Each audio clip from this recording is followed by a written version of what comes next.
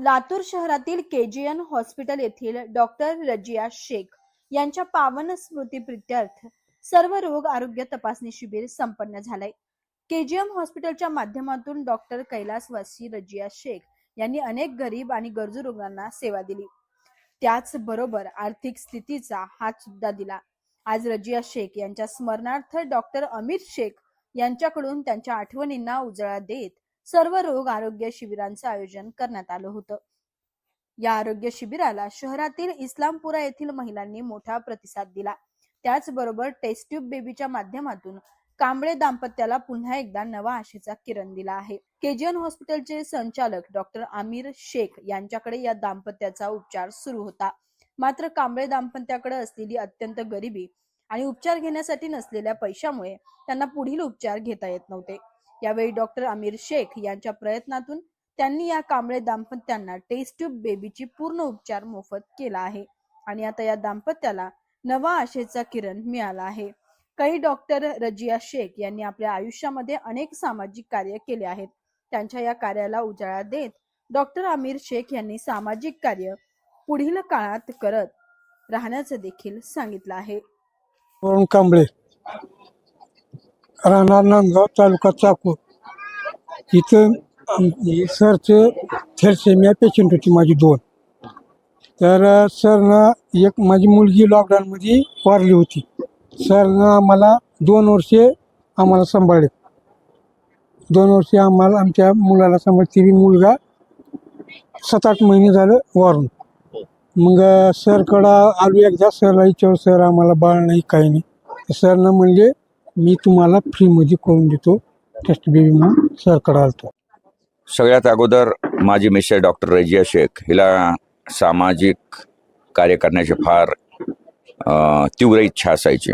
माझ्या नकळत बऱ्याच पेशंटना ते पैसे बिल कमी करणं किंवा हे करणं करायचे। तिच्या अचानक मृत्यूनंतर आम्ही बरेच लोक पुण्याचं काम म्हणून कोणी मस्जिद बनवतात हे करतात, तर मी मस्जिद पण बनवली, पण त्याच मस्जिदमध्ये मी दवाखाना पण केला। म्हणजे मस्जिद हे फक्त प्रार्थना स्थळ नसून ते सामाजिक उपक्रमाचं एक स्थान असावं अशी माझी अपेक्षा आहे आणि मोहम्मद पैगंबरांनी पण असंच केलेलं होतं। त्यांची शिकवण म्हणून आम्ही मस्जिदमध्येच एक मस्जिदच्या बाजूला जो एक रूम होते त्या रूमला आम्ही दवाखान्यात रूपांतर करून तिथं आम्ही एक डॉक्टर ठेवलाय आणि दररोज फ्रीमध्ये आम्ही 10 ते 15 लोकांचा इलाज तिथं करतो। गेल्या 4 वर्षापासून हे इलाज चालू आहे। त्याचबरोबर आम्ही मॅडमचा वाढदिवस हा 5 जानेवारी आहे। यावेळेस 5 जानेवारीला डॉक्टर उपलब्ध नसल्यामुळे आम्ही त्या 4 जानेवारीलाच शिबिर घेतलं।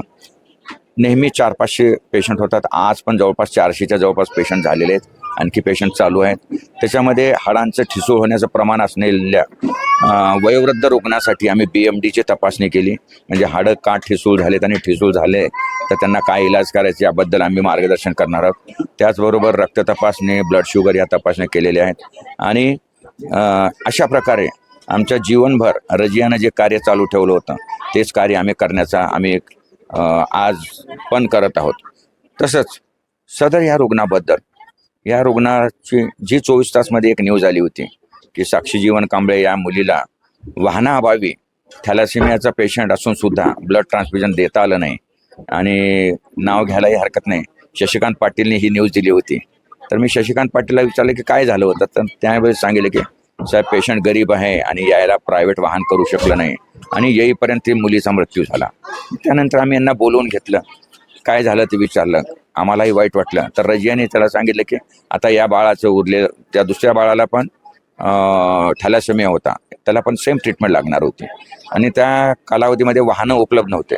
तर रजियाने तिची छोटी एक मारुती अल्टो गाडी होती, ती जवळपास 1 वर्ष म्हणजे 15 दिवसांनी त्याला भालचंद ब्लड बँकमध्ये आणायचं, ब्लड चढवायचं आणि आम्ही त्यांना घेऊन जायचं।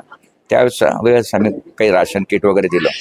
आम्हाला हे पब्लिसिटीसाठी सांगायचं नाही, पण एखाद्या माणसाच्या मरणोपरांत जर तुम्हाला कुठलं पुण्याचं काम करायचं असेल तर ते पुण्याचं काम या पद्धतीनं समाजसेवा करून, गरिबांची सेवा करून ही या प्रकारे करता येते आणि त्याचाच एक भाग म्हणून आम्ही रजियाच्या मरणानंतर सुद्धा आता तो मुलगा पण यांचा दुसरा मुलगा पण गेला, म्हणजे आता हे अपत्यहीन झाले।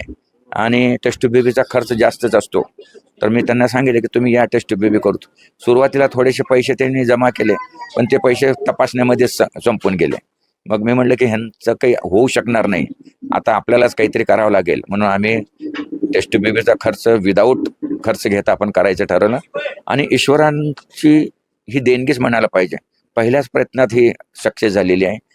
बहुतेक आता बघू ती 1 बाळ आहे का 2 बाळ आहे, उद्या आमची सोनोग्राफी होईल आणि त्या सोनोग्राफीमध्ये कळेल.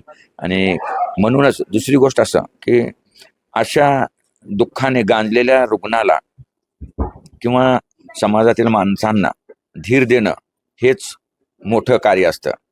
जे जे की रंजले गांजले त्याची म्हणावे आपुला, तो साधू संत समजावा, असं जे म्हण आहे त्या म्हणीप्रमाणे आम्ही हे कार्य करायचं ठरवलं आहे.